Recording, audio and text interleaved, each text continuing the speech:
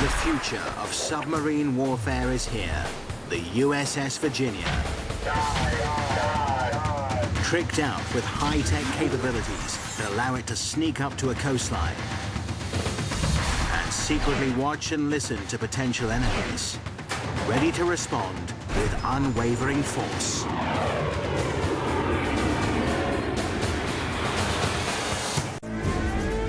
This mega sub is in a class of its own. The all-new Virginia class. This is an amazing ship.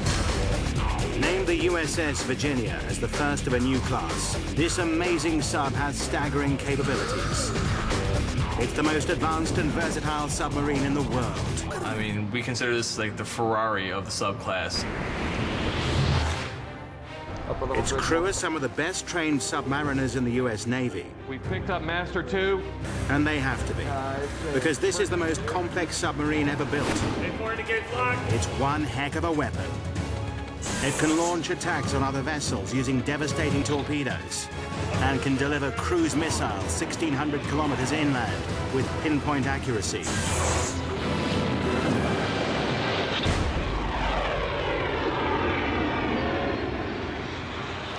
To escape potential enemies, the USS Virginia can dive to depth of up to 240 meters. But what elevates this new supreme sub to a class by itself is its astonishing spying ability. This sub has been called the ultimate eavesdropper, and for good reason. The Virginia has the most sophisticated sensors ever fitted on an American submarine. It can see and hear better than any US sub ever built. But even with such technology, the Virginia must get in close to potential enemies. And she does. Extremely close. She uses a revolutionary automatic navigation system, which allows the Virginia to inch itself through shallow waters to an exact coordinate. The question for a Virginia is how slow can you go? How well can you take that 8,000-ton submarine and control it in coastal waters a couple feet off the bottom? Can you move that ship inch by inch? Like a stealth fighter, it has the ability to remain undetected. But unlike the stealth, the Virginia can stay motionless underwater for up to 3 months if needed. And we could be sitting there for days and weeks and years, and you'd never know we were there. This is a sub like no other. With such covert potential, the Virginia's intelligence gathering is second to none. It can also deploy elite forces like Navy SEALs at a moment's notice. Such adaptability makes this sub one of a kind.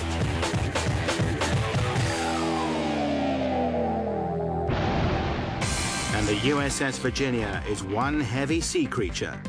At 7,100 tons, it weighs as much as 1,600 killer whales. This monster sub is 115 meters from stern to bow.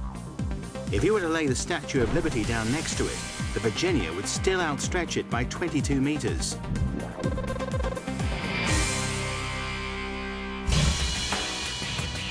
But how does such a beast move so effortlessly underwater?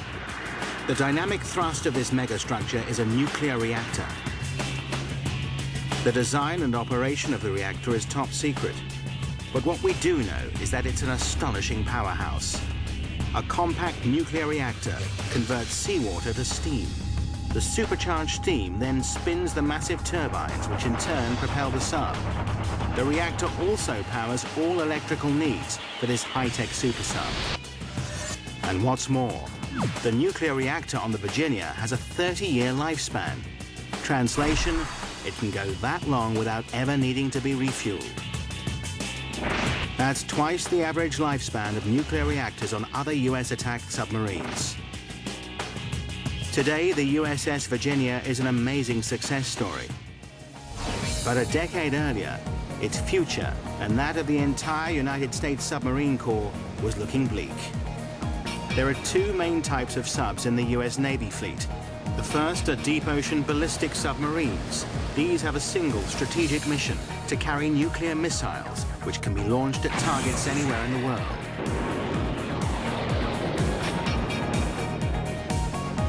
The other type is the attack submarine.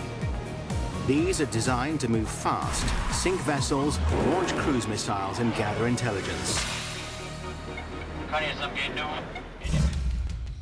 Before Virginia, the state-of-the-art in-attack submarine design was the Seawolf class. The cost to design and build the first Seawolf submarine was over $5 billion US. It was developed during the Cold War for potential deep ocean battles against the mighty Soviet Navy. But in the early 90s, the political climate dramatically changes. Almost overnight, the Soviet Union collapses. America's archenemy has simply disappeared. The costly arms race between the superpowers is no longer relevant. In this brave new world, it's inevitable that defense budgets are slashed. Every division of the military is a target for cuts. Submarines like the Seawolf class are simply no longer needed.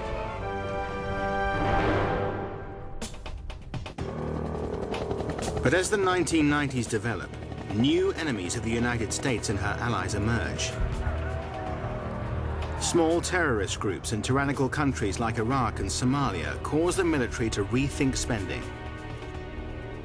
If you look at the threats we're dealing with today, a lot of the threats are coming from third world countries, small countries, where we need to take the battle, if you will, to them and prepare a battle space around their coastlines. What is the point of a huge navy if these terrorist armies have no sea power? Why does the US Navy need a submarine at all? Good question. And one that was being discussed at the highest levels in the early 90s. In today's complex world, the military needs to be ever more informed of enemy activity. But US defense already has sophisticated spy planes and satellites. They can see every detail from several kilometers high. They also have better ground reconnaissance and a superior spy system. So what can a submarine offer? In fact, submarines have a lot to offer. The Navy is aware that if they can harness new but unproven technologies, the submarine could remain in shallow waters completely undetected. And what's more, the super spy could stay there for weeks, even months. If a new mega-sub can listen and stay close to enemy lines, it can still be an important military asset. In 1995, the US House and Senate finally agreed on the Navy's plan for a new class of attack submarine. But the Navy has set strict guidelines for the submarine designers. The new class of sub must have awesome spy capabilities. She must negotiate shallow waters with pinpoint accuracy. There, she must remain motionless for days on end, regardless of currents and sea drag. She must be able to deploy high-tech weapons to rain on an enemy whenever needed. And she must also be able to dispatch elite special forces like Navy SEALs. The new super sub must have stealth-like maneuverability and be able to disappear underwater for up to 3 months at a time. It's a tall order by any standards, but there's a catch. They have 1 year less than it took to build the first Seawolf. And incredibly, there's an even bigger catch. It has to be made for 20% less money. With such constraints, there were many in the submarine industry who thought it was simply impossible. Well, I think the reaction is always one of how can we do that? We've never done it before. If the Navy can make this work, it'll provide a major new weapon in the US arsenal. But if they fail, all US subs could be in question.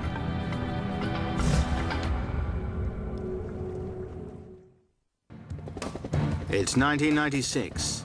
The US government needs to get up close and personal with new terrorist enemies.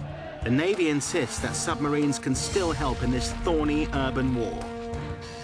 They claim they can build a new class of submarine. Bigger, better, quieter, and more deadly. But there's a catch, a big one. It must be built in less time and for a great deal less money than the previous attack submarine, the Seawolf class. With such limitations, this project looks more likely to sink than float. The Navy decides to offer the mammoth design challenge to a trusted company, Electric Boat. Based in Groton, Connecticut, this company has enjoyed bragging rights that span over a century of ship and submarine building for the US Navy. The first sub they built was the USS Holland for the Navy in 1900. The USS Holland revolutionized the US Navy. It marks the beginning of more than a century of military submarine building. Electric Boat's expertise is second to none, but some government officials already fear that this massive challenge may simply be impossible. Despite the huge red flag, Electric Boat